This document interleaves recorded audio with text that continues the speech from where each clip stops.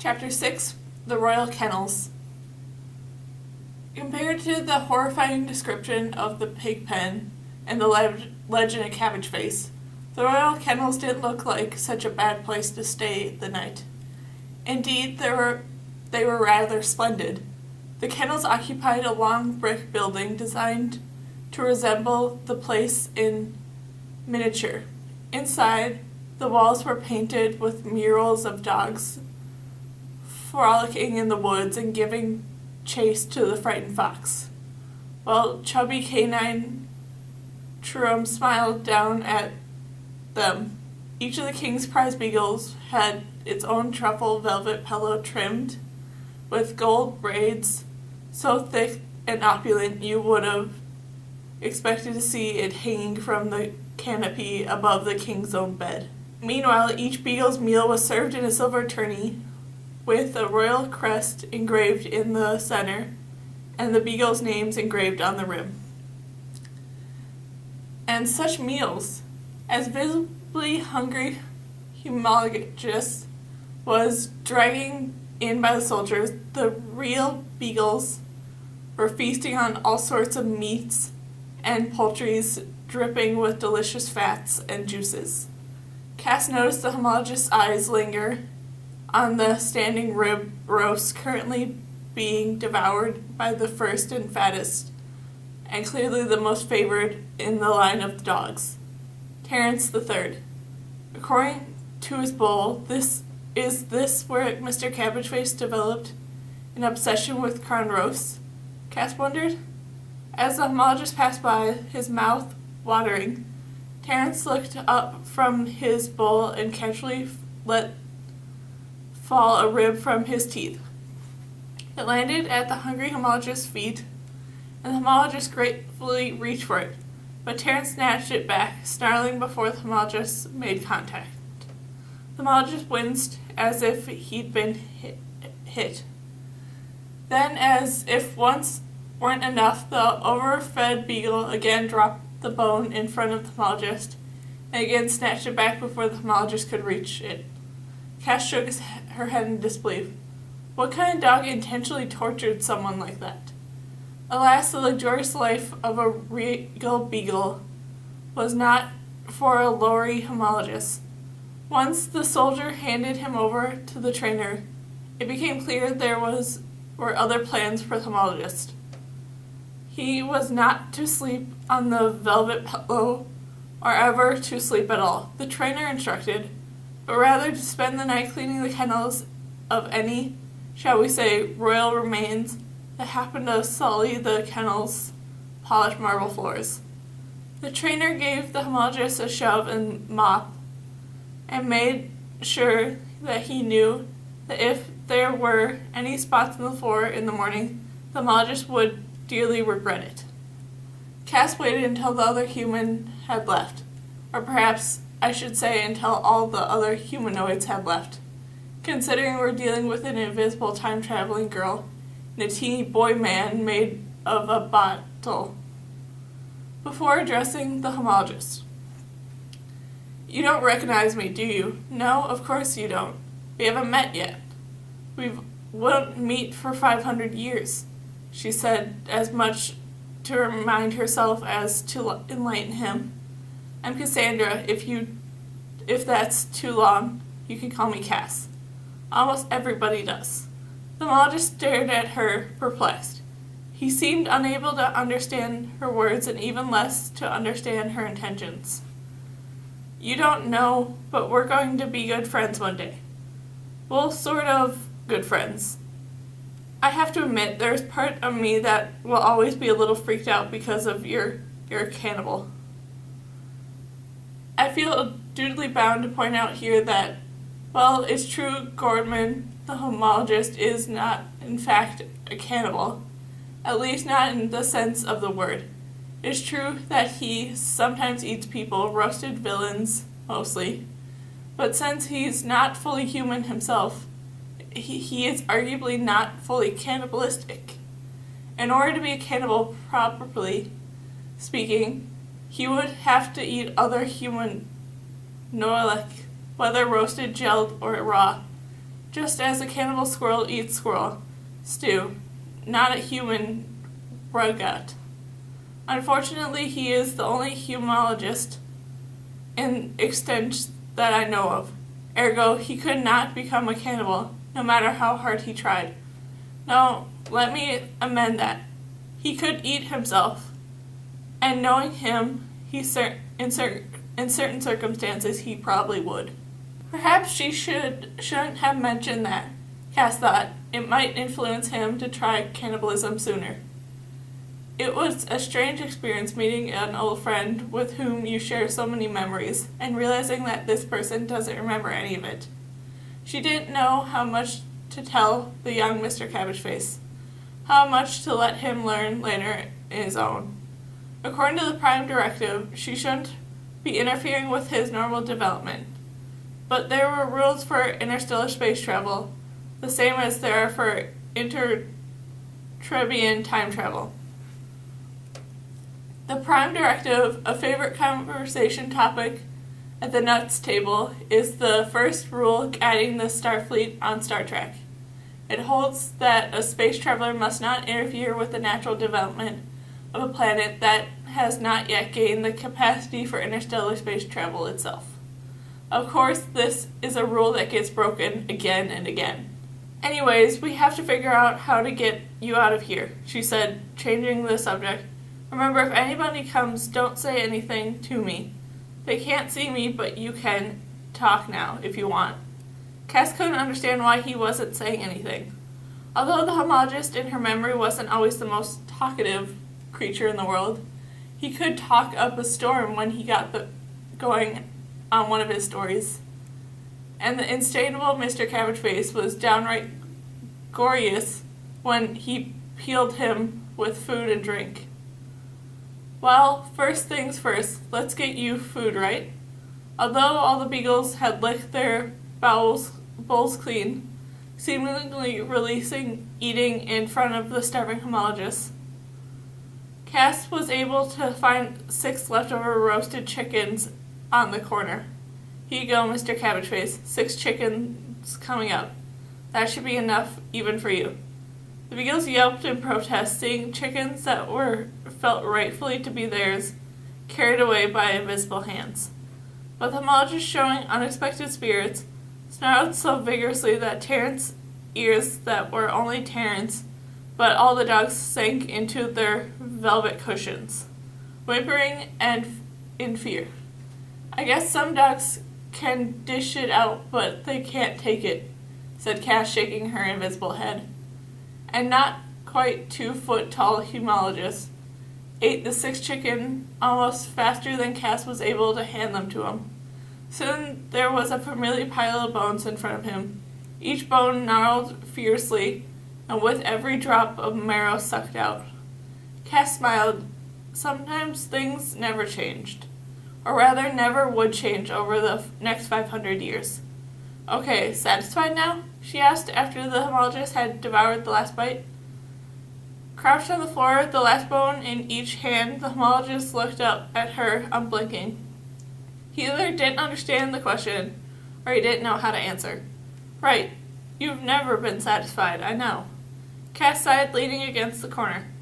What I mean is, did you eat enough so we can think about something else now, like, what's next? Cass was torn about what to do. In the Legend of Cabbageface, she remembered, the jester finds the homologist in the pig pen.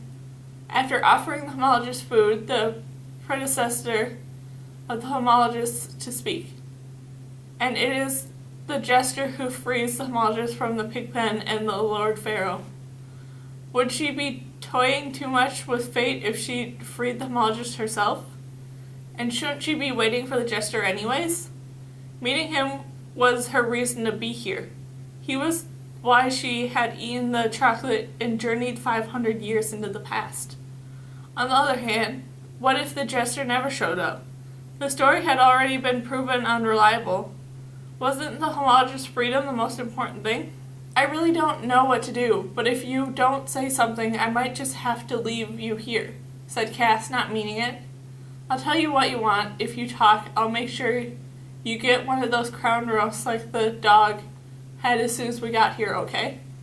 The bribery was a desperate tactic, but it had worked in the past, or rather, future. Come on, think of those juicy bones. I know you can speak. I can, he whispered. What's that? I didn't hear you. I can, said the homologist more loudly. I can speak.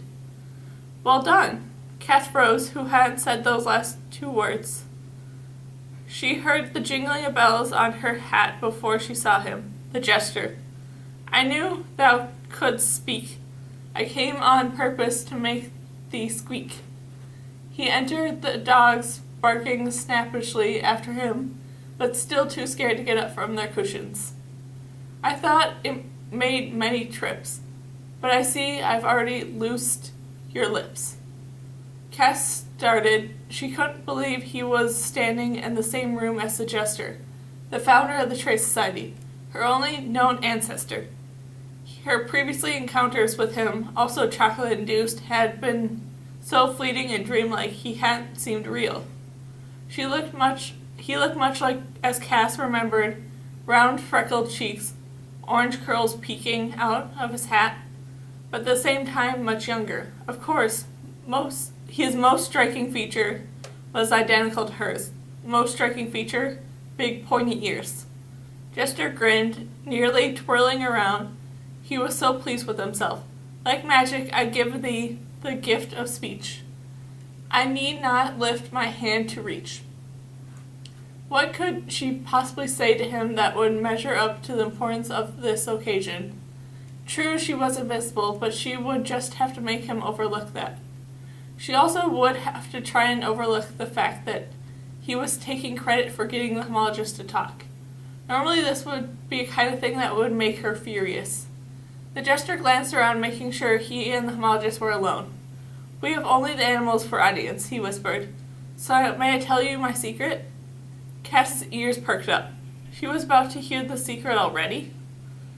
The tire of this place, like you, I speak to be my own master. Lord Pharaoh keeps you on a leash, so the king keeps me. Although, you see, not the chain, I feel no less the pain. He studied the homologist's face for a reaction and then continued. I have a most daring plan. By cover of night, we shall flee, far from king and pharaoh, where we shall both be free. The jester paced excitedly, gesturing with his hands. And then you ask, where go our feet? What shall we eat? The jester smiled. Ah, but this is the best part. 'Tis a dream come true. We shall perform together. Think of it, the human fool and the wise monster. I shall make them laugh, you shall make them weep. Together we shall make a big gold heap. He formed the heap of gold with his hands, then rubbed them together with anticipation. So, my little friend, what say you? The homologist opened his mouth, then clamped it shut, whether because there was nothing to say or too much. The jester nodded. You speak no more tonight. Good. You, my ideal friend, for I talk without end. You see, I never learned to hold my tongue, only to fold it. He stared at the fool, his tongue in demonstration. Then, seeing the homologist's blank expression, he gave up. What, I do not make thee laugh? You're right. There is little fun in the How this, then? Did you hear the one? Oh, what's the use?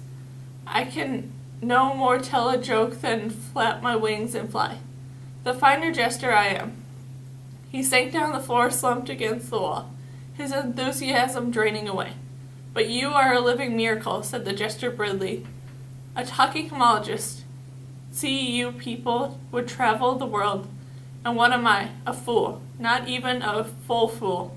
A half-wit, an idiot. No wonder you will not have me. I do not deserve to work with a talent such as you. The jester lifted his head, clenching his jaw in demonstration. Well, if I must, I'll strike out on my own. I am used to working alone, as a professional after all. And you, what have you ever done? It wasn't you that made you. You are not your own miracle. You are Lord Pharaoh's, the jester said scornfully.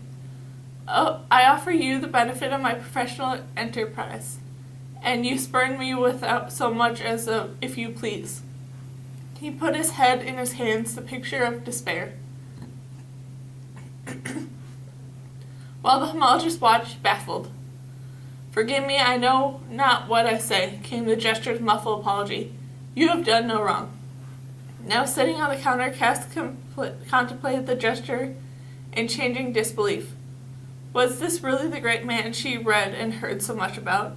Only her experience listening to Max Ernst prepared her to follow the gesture's wide leaps in logic. As for the radical mood swings, she was fairly certain Max Ernst would diagnose the gesture as bipolar.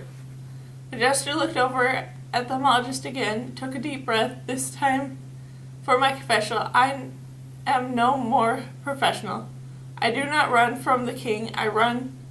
The king has made me run out.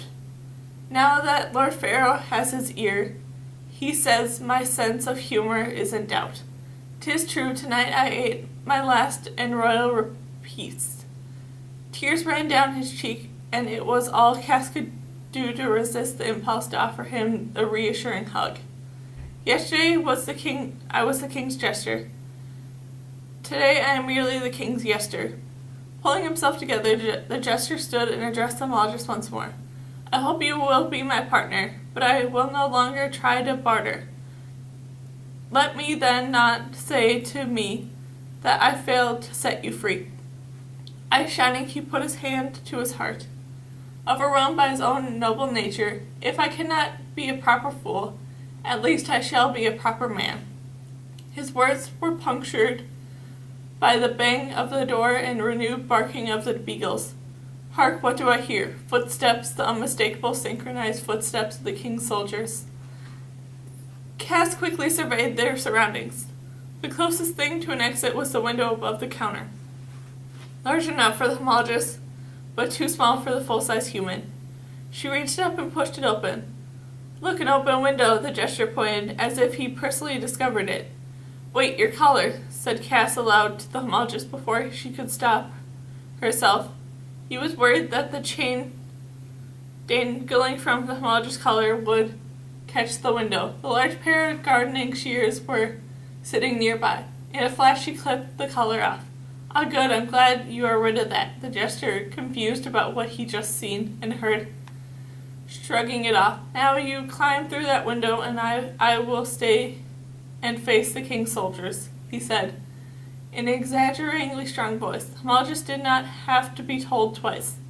He sprung out the counter like an oversized frog and climbed out the window just as the soldiers stormed in. Lord Pharaoh followed. Where is he? He demanded, towering over the jester. What have you done with my homologist? He is not yours, replied the jester. He is his own self, and I have done nothing but what any man would do or who has a heart. You may have a heart, but you have no brain. Arrest the baboon. Lord Pharaoh pointed to the jester's hat. I do not want to hear those bells jingle again unless they're deep inside the palace dungeon. Cass watched helplessly as the soldier hog-tied the jester and dragged him out of the kennels, leaving Cass alone with the jeering barking of the regal beagles. A final note on difference between legend and reality. If you have not read The Legend of Cabbage Face, you may skip this footnote. If you have read it, you will not doubt notice several discrepancies between the story and the chapter above. Aside from the dog-hog confusion, which Cass herself noted, there are two major discrepancies that I feel I should address. The first concern of the naming of the homologist. The Legend of Cabbage Face, the homologist admits to the jester in the very first conversation that Lord Pharaoh's housekeeper occasionally calls him the little cabbage face. The jester seizes on that as the homologist's name.